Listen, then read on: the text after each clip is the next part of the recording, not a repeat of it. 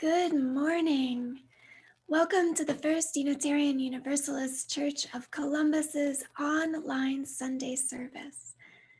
I am Isabel Call, and I serve this congregation with joy as Assistant Minister of Pastoral Care. Reverend Marion is on vacation, but will be back this week. Next week's service is Music Sunday. You will not want to miss it. As we begin our time together, we acknowledge that we are on land that Native Americans inhabited for at least 14,000 years.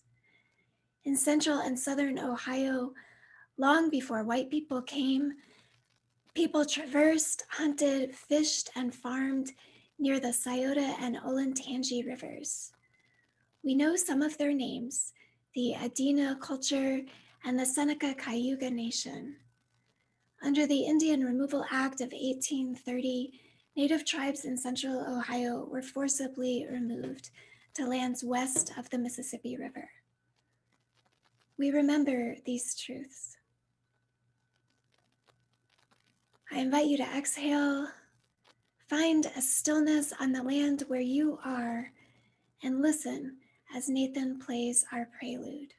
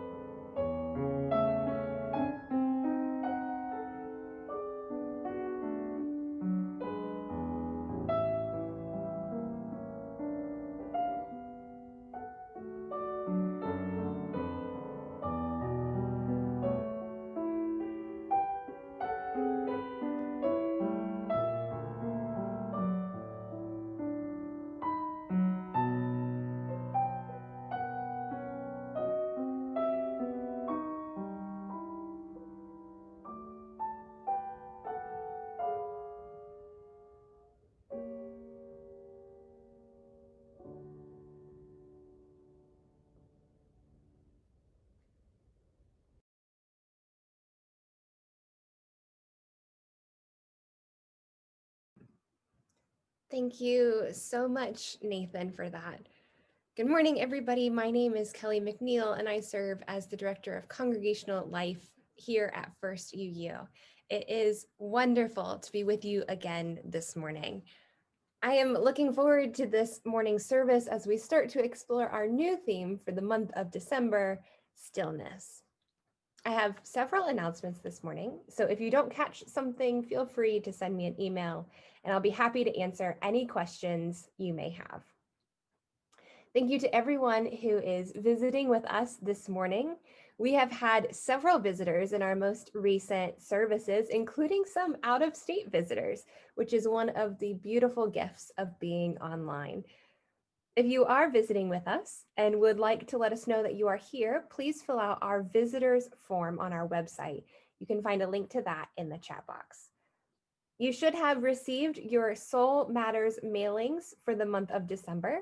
And I just wanted to let you know that there was a slight mix-up in what was sent, as you may have received the January packet instead of the December packet. You can check the Friday news email each week to get a digital copy of the correct packets, or feel free to email me and I can send you digital versions as well. And finally, we aren't able to do our typical holiday traditions this year, so we're trying to get creative and fun and safe ways to meet those traditions. First, we're still going to have our annual carol sing before our Christmas Eve service. So if you have a carol that you would like sung, please visit our website to submit those requests. We also have a holiday recipe book live and ready for all of your holiday baking adventures. You can find that on our website as well, including a link to submit your favorite holiday recipe to be added to the community's book. And there's another beloved tradition that will look a little bit different this year. And I'm going to go ahead and pass it over to Alice to give a little bit more information about that.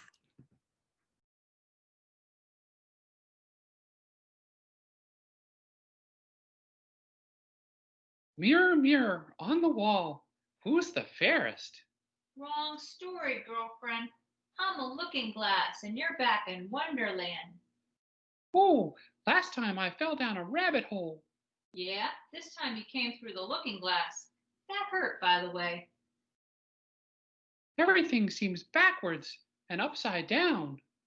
Catching on, eh? Even the first UU auction is different than this topsy-turvy world.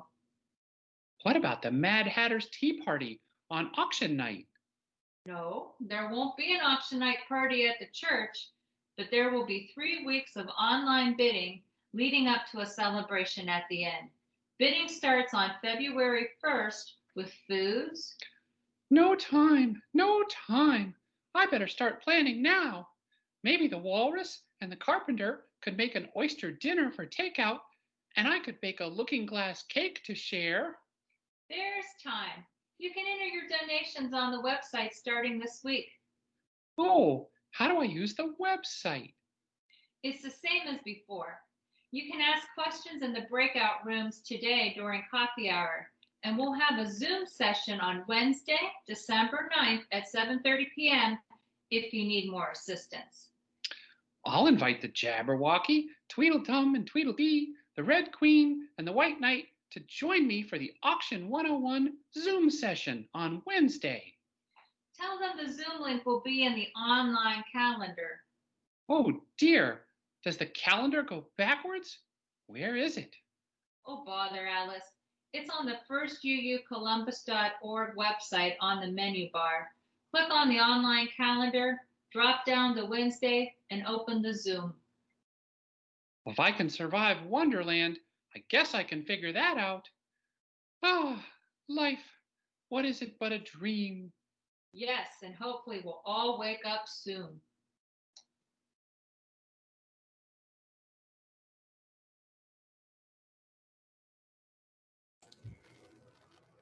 Thank you, Alice, and thank you, Looking Glass, for showing us how we're going to do this new tradition. If you have a chalice or candle at home, I invite you to bring it near so we can light our chalice together. Our words today are from Manish K. Mishra Marzetti. Between rocking the boat and sitting down, between stirring things up and peaceably going along, we find ourselves here in community. Each called from many different journeys, many different life paths onto this river road. Some are here because the rocking of the boat has been too much tumult, too much uncertainty, too much pain. Some are here with questions about where the boat is going, how best to steer it, where this journey ends. Others are here as lovers of the journey, lovers of life itself. Here, in front, beside, behind, each a passenger, each a captain, doing the best we can. Rest here in your boat with me, the river calls. Listen to how I flow, the sound of life coursing all around you.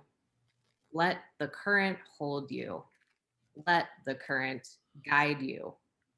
The river that gently flows through your soul whispers, "Come, let us worship."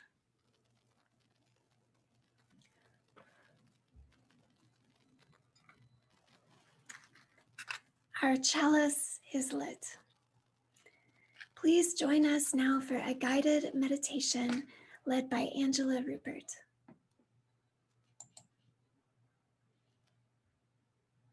In this moment, we invite you to take a little journey with us as we perform a guided visual meditation and reflect on stillness.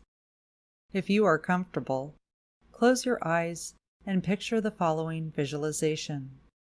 Take a deep breath and slowly exhale. In this journey, Envision yourself looking at a dock on a slow-moving river. There are no other houses around, just trees and a rocky hillside on the other side of the river. As you approach the dock, you see 2 wooden chairs sitting at the end of the dock, facing the scenery as it unfolds in front of you. To your left, a rowboat is tied to the side of the dock. You lower yourself easily into the boat. Untie the rope and pick up the blue oars now. Give yourself a little push off the side of the dock and drift downwards, going with the flow of the river. Notice how your body is sitting in the boat with your hands on the oars. The oars stretch back behind you and hover over the water. Dip the oars in the water, and as you breathe out, calmly pull yourself and the boat backwards. As you breathe in, gently lift the oars from the water and lean forward. Place the oars into the water once again. Use the water to pull yourself with ease along the flow of the river. Say to yourself, as I breathe out, I am calm. Between strokes, lean forward again and rest. Say to yourself, as I breathe in, I'm at ease.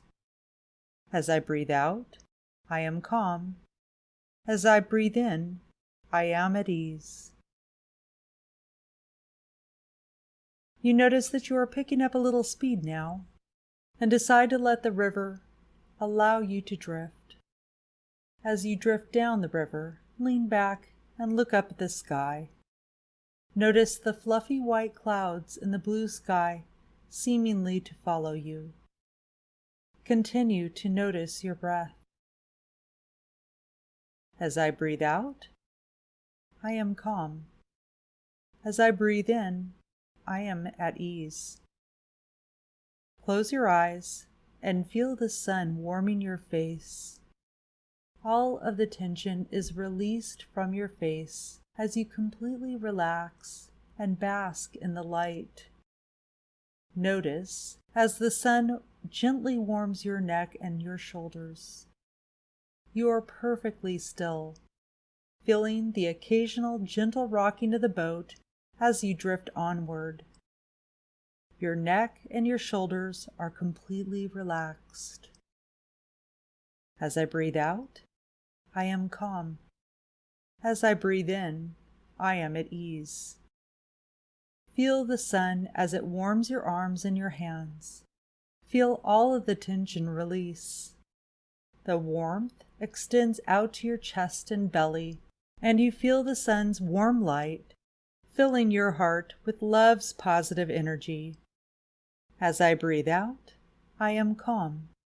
As I breathe in, I am at ease. The heat from the warm sun moves down to your legs. A gentle, cool breeze blows by. You feel the sun's warmth kiss your feet and your toes. All of the tension is released from your legs and your feet as you completely relax and bask in the warm light. Focusing on your breathing, you open your eyes and slowly bring the boat back to shore.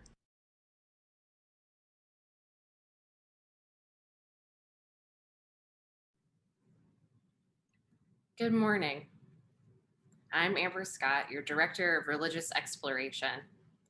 Our Sunday school class for 3 to 7-year-olds, youth group, Peace Pals, and our Navigators Scouting Troop all meet online later today. Please check the chat box or email me for more information.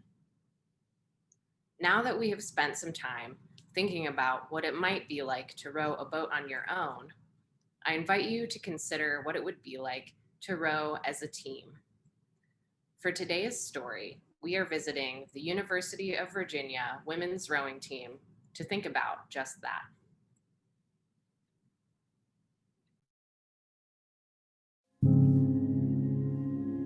The synchronization in rowing is fundamental to our sport, both mentally and physically. you become one with those 8 other girls and the boat itself. Every single aspect of the stroke has to be done at the same exact time. You are just following the girl in front of you. You row like her, you go out with her. Her rhythm is your rhythm. Knowing that everyone else in the boat is feeling the same pain that you are is what allows us to wake up each morning and continue to make those sacrifices. It's a selfless act to just give yourself up to your teammate. We're about the name on the front. Virginia is who we represent, and so you become a little less of an individual and a little bit more UVA and of the team. When you have 9 girls in a boat completely together and in sync, it is a feeling like no other. When everyone's moving together, when everyone's pulling hard, you can feel the boat lift out of the water. It's like you're flying. And you can just hear bubbles rushing underneath the boat. It's the sound of the water moving against the boat, and that's when you know everyone is moving perfectly together.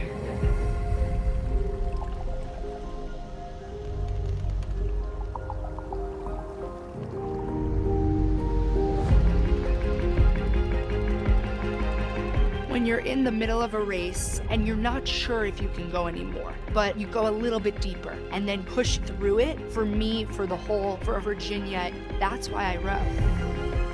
I row because the girl in front of me is doing it. So how dare I not push and find a little bit more? I have teammates that are relying on me to be there, and I can't let them down. I'll be there every day for my team. That's a leader, someone who can sacrifice for the greater whole.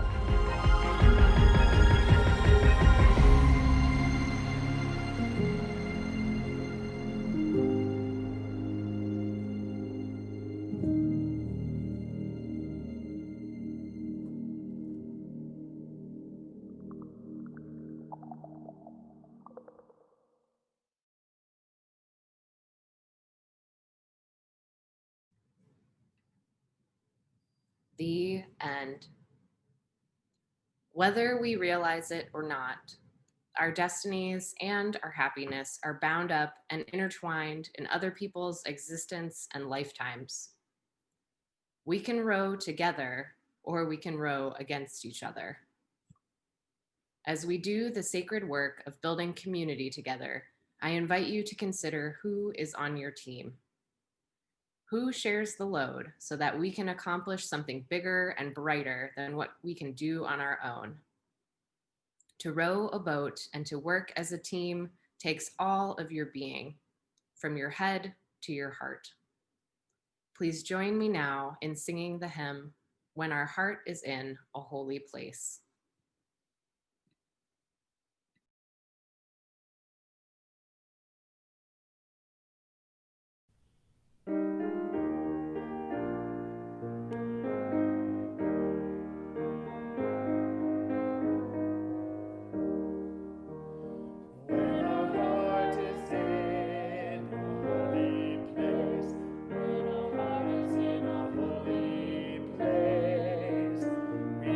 Blessed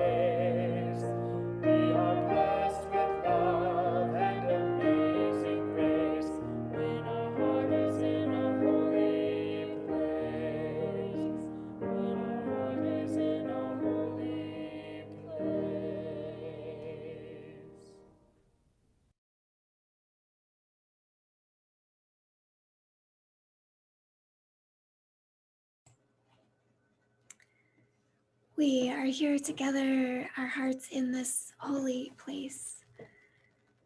Later together in our time in this space we share, we will also share our joys and sorrows. I invite you now to use the chat box to type your full name and, in 10 words or less, your sorrow or joy. Then select Send to Panelists. In the future, you are welcome to submit a request ahead of time on our website under Connections. This is also a place to ask to get in touch with us, to ask us to get in touch with you for pastoral care, to request a caring card, or to get support from our caring network. Please join me now again in singing Find a Stillness.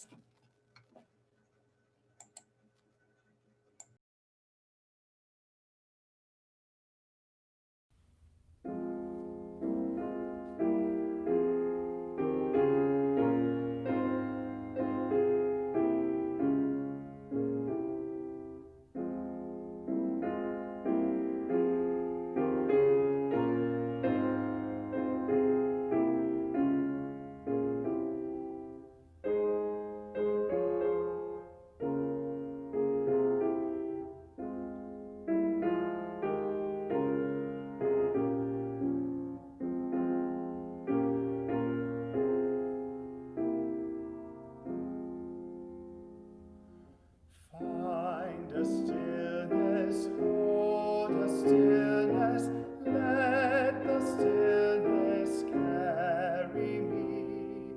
Find the silence, hold the silence, let the silence carry me.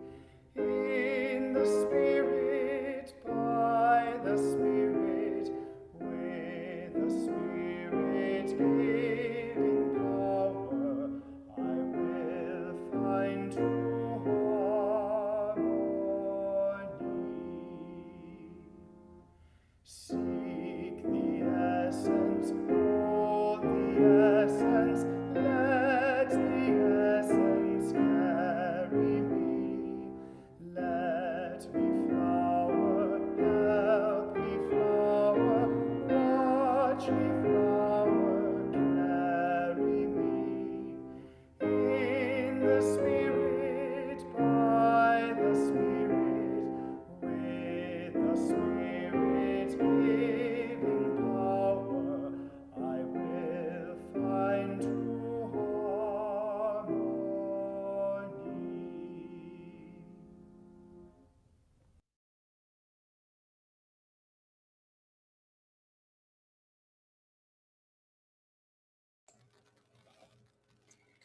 Thank you, Brandon and Nathan. So to begin talking about stillness, I want to share about an amazing conversation that took place at coffee hour last week.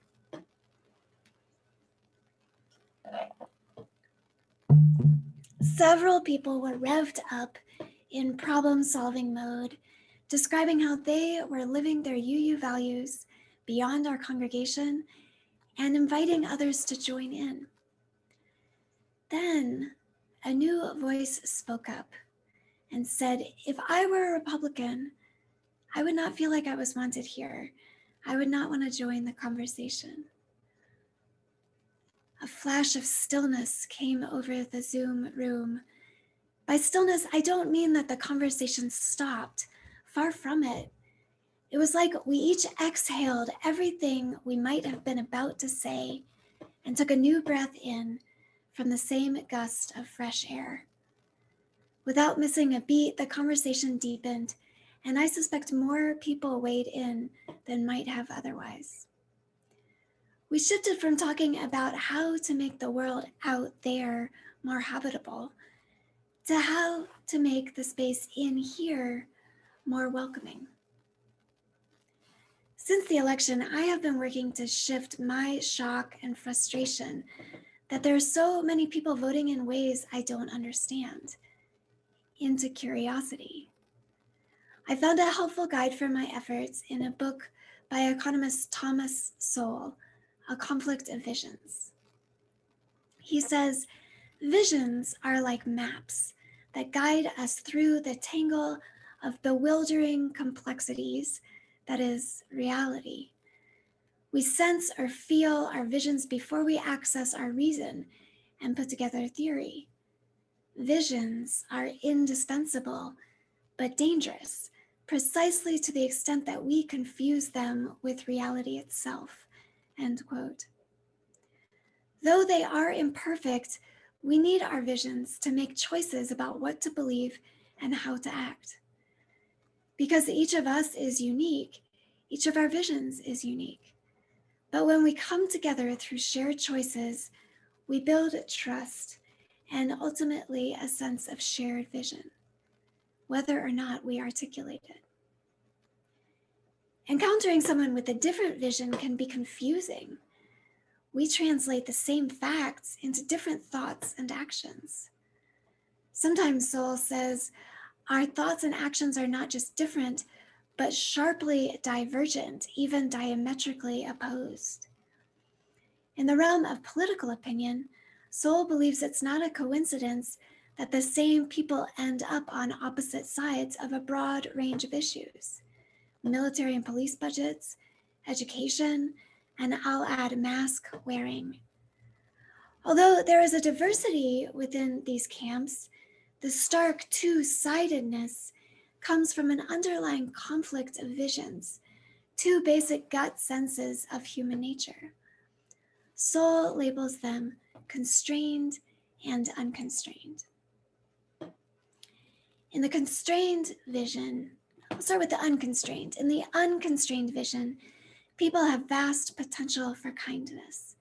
Thoughtful social structures allow us to express our inner goodness. The evils of the world derive from foolish or immoral choices, but people have the capacity, maybe even were destined, to grow out of such behaviors. In the constrained vision, evil is just a fact of life. People are limited by selfishness and dangerous impulses, but we survive through a sacred logic beyond our understanding. We should rely upon moral traditions and social structures because they have more wisdom than even the most well-meaning reformers. Unitarian Universalism, in my opinion, is an unconstrained vision. Just look at our congregation's vision statement: to transform and heal ourselves and the world through reason and love. In affirming the inherent worth and dignity of every human being, some of us go so far as to say that each and every human is, gasp, essentially good. Our spiritual ancestors rejected the Calvinist doctrine that humans are depraved. Universalists tossed out the idea of hell altogether. If there's any hell at all, it's here on earth, and we can fix it. Unitarians catalyzed the humanist movement and American progressive politics. Our problem solving comes from a faith in humanity and a deep, deep love for humanity. Our political advocacy campaign, Side with Love, clarifies our commitment to our unconstrained vision. Now, one thing I've learned in life is that there are exactly two kinds of people: the ones who think there are two kinds of people and those who don't. Well, there are also those people in the middle who aren't sure. All this to say, as helpful as Soul's framework of the constrained and unconstrained visions is, it's just a framework, not truth. Caught up in siding with love, I think it's easy for you to forget that our shared vision isn't reality, and there aren't actually two sides. What's much more valuable than Unitarian Universalism's side in various debates is our practice of love. When we side with love, we insist that we are on the side of every human being, that there is something of value within those who oppose us. We're willing to be uncomfortable, to slow down, to find out what it is. Stillness.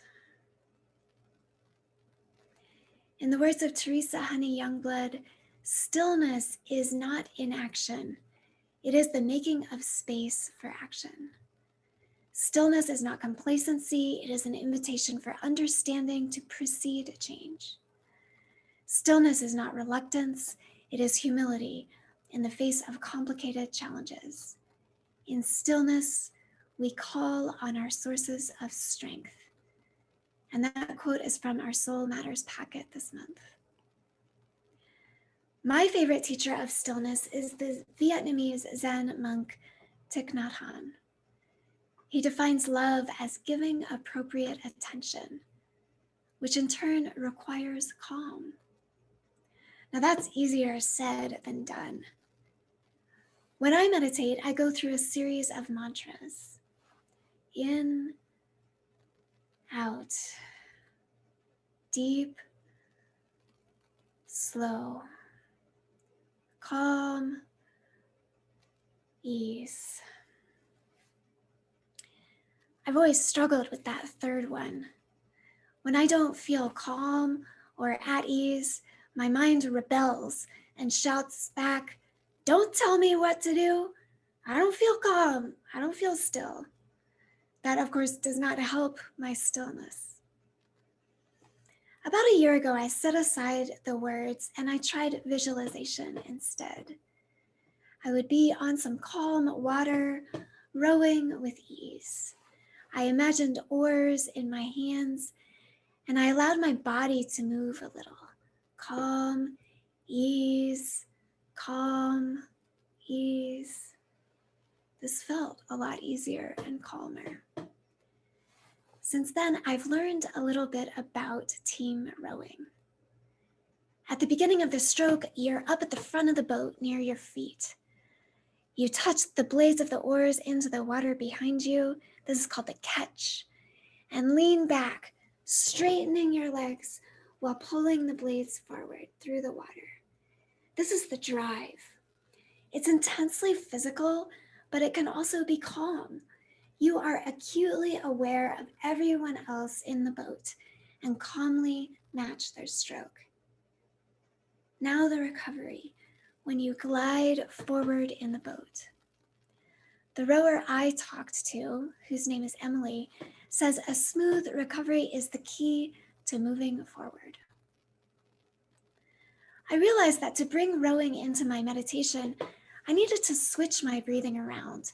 Calm, ease, yes, yes. But it's calm with the exhale. Inhale with the recovery. Out, in. Start with the exhale. You can't think about anything when you're rowing. Your mind has to be still. Those of us who aren't so athletic find other practices to still our minds. The boat glides through the water. The planet hurtles through the cosmos. The breath keeps going and coming. But we have found an internal stillness, focusing our attention on the present moment, going nowhere. When you are calm and concentrated, you can look deeply and understand. Moving through the world normally, we use a vision, which leads us to like-minded folk. But if we spend time outside our comfort zone, we see things differently, perhaps more fully. We have to slow down and focus, tune in. One of the main differences I see between souls' constrained and unconstrained visions is around trust. Unconstrained visionaries trust humanity to grow and change, and they seek out individuals who can lead institutions to help us all out. They do not trust tradition unless it stands the test of reason. People with a constrained vision trust what came before. They don't trust their fellow humans or themselves enough to substitute new ideas for old. They are rowing the boat, knowing they have come hundreds, millions of miles already, so something must be going right. They don't understand what, but they keep rowing. This reminds me of a nugget from Kathleen Norris, writing about life at a Benedictine abbey. She tells of an outsider who asks a monk, "Why do you pray at 3 o'clock in the morning?" The monk answers, "Because the bell rang." If the visitor to the abbey were a you, they would probably have follow-up questions. Who rang the bell? Is this really the optimal time to be ringing the bell? Why am I supposed to be calm? Okay, I'm rowing the boat, but why are we going backwards? Where are we going? Are we there yet? Emily explained to me what happens when a rower loses focus and gets out of sync with the rest of the team. At best, the boat moves inefficiently through the water, might veer off into the weeds. At worst, the boat will pitch and lurch, and everybody can get ejected. This is called catching a crab. I think catching a crab is a real hazard for those of us with the unconstrained vision. Our default trust of individual reason can get in the way of stillness, can get in the way of the stillness that is necessary for working with others. But this is actually good news. You came to church to get the good news, so here it is. We know our vision isn't the truth. We know our default ways of operating are based only on some of the facts, and we know those with conflicting visions came by them just as honestly as we did ours. Noticing our own flaws can be a huge relief because it means we don't have to be so loyal to our vision. Our vision is beautiful, but it's okay to set it aside for a moment and be present to what actually is. My hope, and of course, this is totally in line with my vision of humanity as essentially lovely, is that we need both sides of our conflicts. We need the ones who trust tradition and the ones who trust themselves, the ones who admit they are sinful and the ones who can't imagine hell. We need both sides like we need both parts of the breath, the inhale and the exhale. Today, the invitation is to start with the exhale. All your questions are not going anywhere. You can ask them later. For now, just exhale.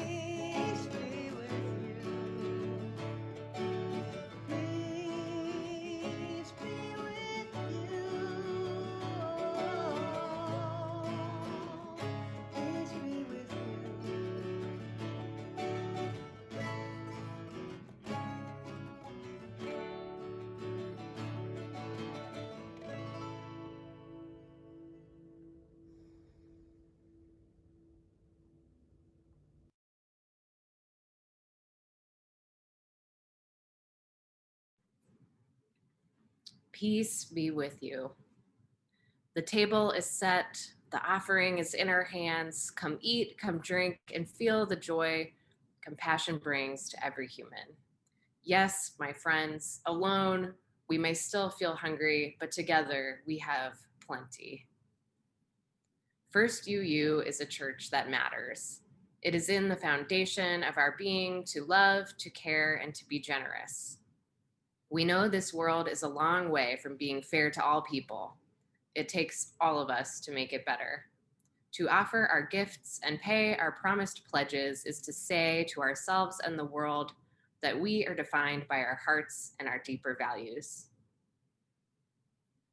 During the month of December, your gifts will support our congregation's holiday appeal. These funds help our church to extend our community support and continue our vital programs. Today, we're highlighting the areas of congregational life and pastoral care. Thank you, Amber. I truly feel so honored to serve as your Director of Congregational Life. Now, one of the most common questions I get when I tell people my job title is, what is congregational life? I absolutely love getting this question because essentially it's everything. My job is to help people feel connected and engaged to our community. So of course, congregational life means membership, but it also involves small groups, adult RE, communications, and stewardship. Your pledges and contributions to our holiday appeal help us to make sure all of these engagement pieces are there for those who would like to take advantage of them. For example, in January, we'll be starting a new curriculum to help us dive deeper into what Unitarian Universalism means. Your gifts help us to connect with everyone from our first-time visitors to our members who have been with us for over 50 years. We really couldn't have these important connections without your support. So from the bottom of my heart, thank you.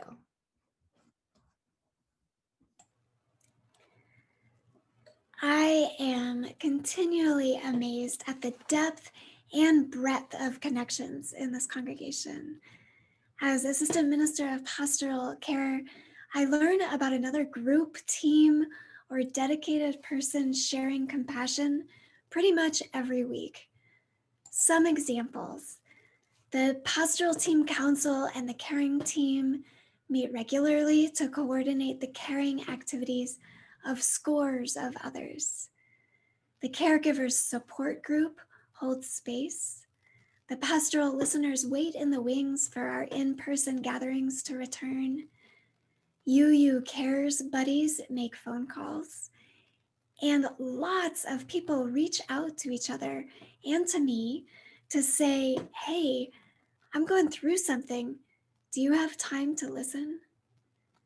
I love that I get to be a part of a long tradition of professional pastoral care ministers supporting the emotional resilience of this community.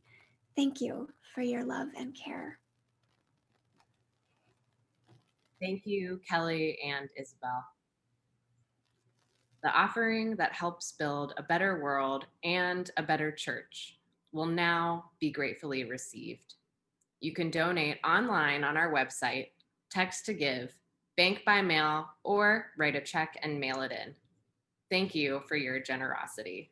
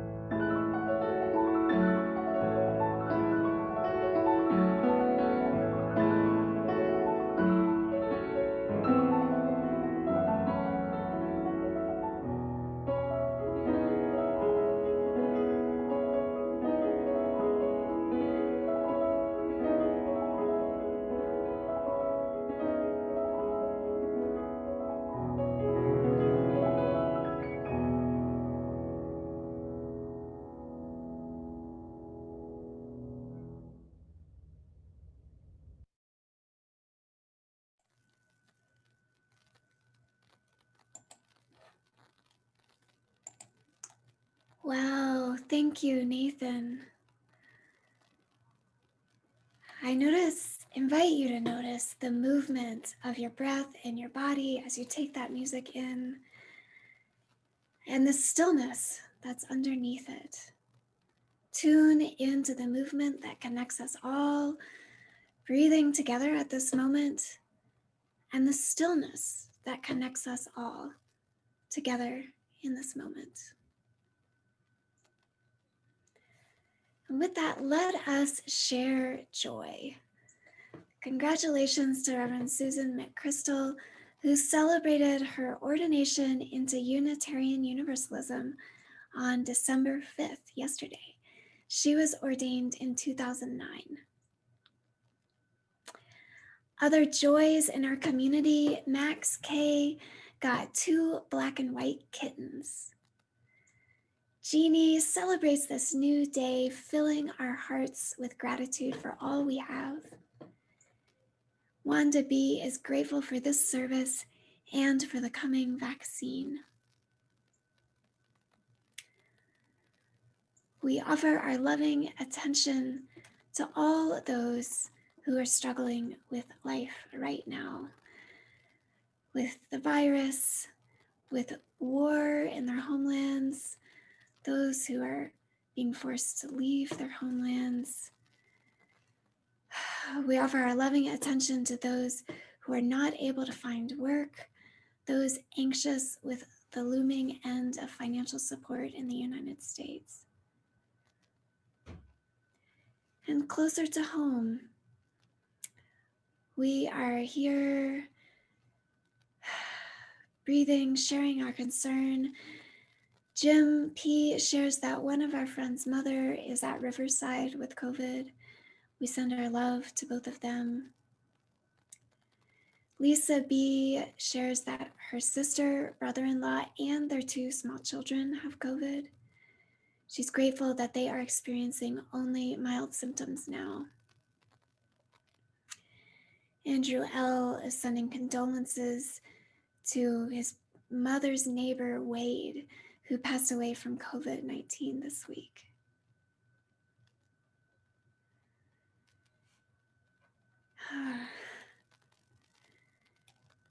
Julie S. is here with us, mourning the loss of her Uncle Bill, who died this week at age 93. Bill was a wonderful musician, actor, and all-around great guy. Lisa K. is bringing to us that her uncle passed. He was an honest, humble man, loved by many. Betsy S. shares that a friend's 21-year-old granddaughter was killed in a car accident Wednesday near Gambier, Ohio. And Susan N. writes, my dear elderly friend and neighbor passed away December 2nd. She will be missed by many. She loved her wine, so a toast to your dearest. Holding all of these losses with you together, let's take a breath and exhale together. As you listen to the sound of the temple bell, find a place of stillness from which you can hold all the concerns of our community, those spoken and those remaining in our hearts.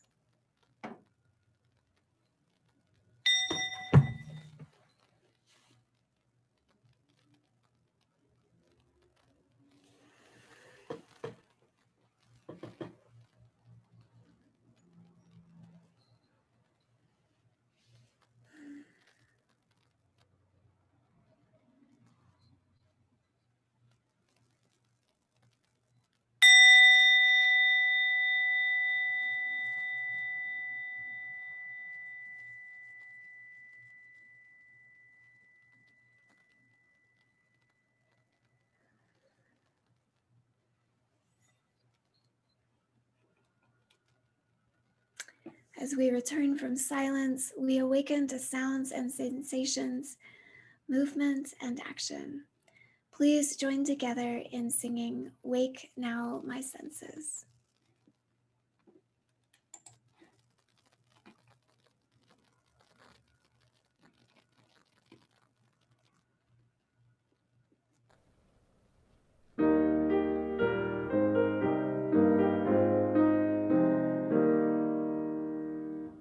Wake now my senses and hear the earth call. Feel the deep power of being in all.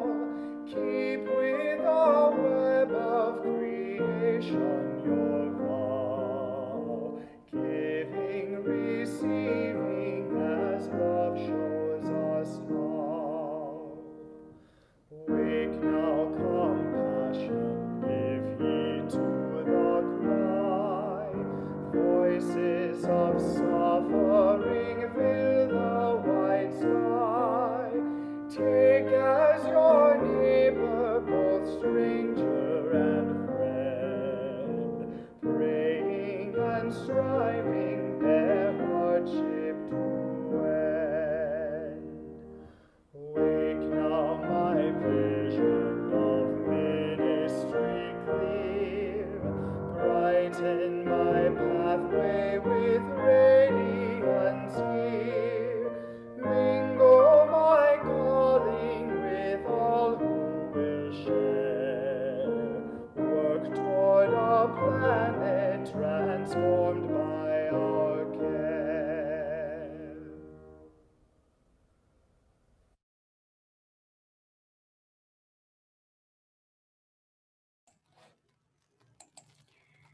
As a symbol of our connection and shared vision as a congregation, I invite you to place your hands over your heart or virtually hold hands as we say our closing words together.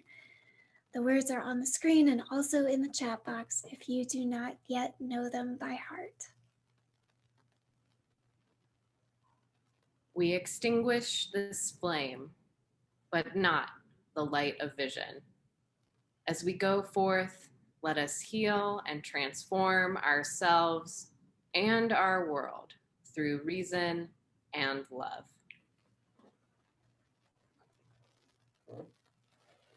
I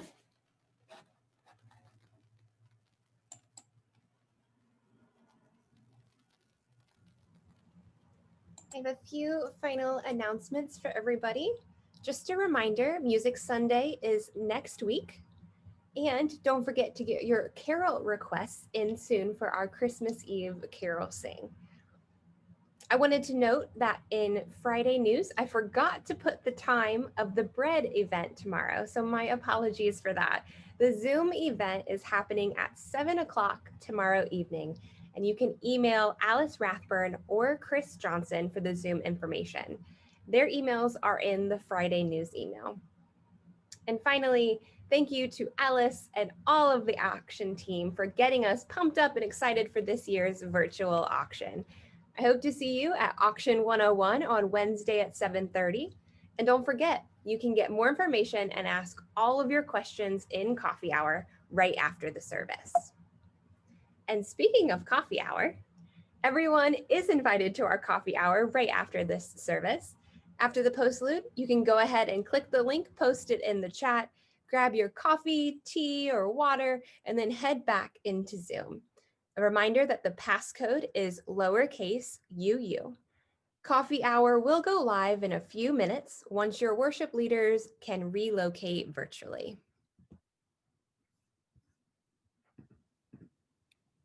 Today's service would not be possible without a lot of help from many amazing people, including all of you who tuned in this morning. Thank you, everyone. Special thanks to Marilyn Bierman for some of the pictures used in the slides this morning. Thank you to Angela Rupert for leading our guided meditation. Thank you to our musicians, including the special vocal piece written by Becky Test and performed by Becky and Mike Neely. Becky, I realize that we misspelled your name, and for that I apologize. Thank you for sharing your musical gifts with us. Thank you to Dr. Brandon Moss, our Director of Music and Chalice Choir Director. Michaela Jones Brown, our Spirit of Life choir director, and Nathan Ham, our pianist. And thank you to our ministry team, including myself, Amanda Hayes, our justice coordinator, Kelly McNeil, our director of congregational life, Isabel Call, our assistant minister of pastoral care, and our senior minister, Reverend Dr. Marion Stewart. Thank you.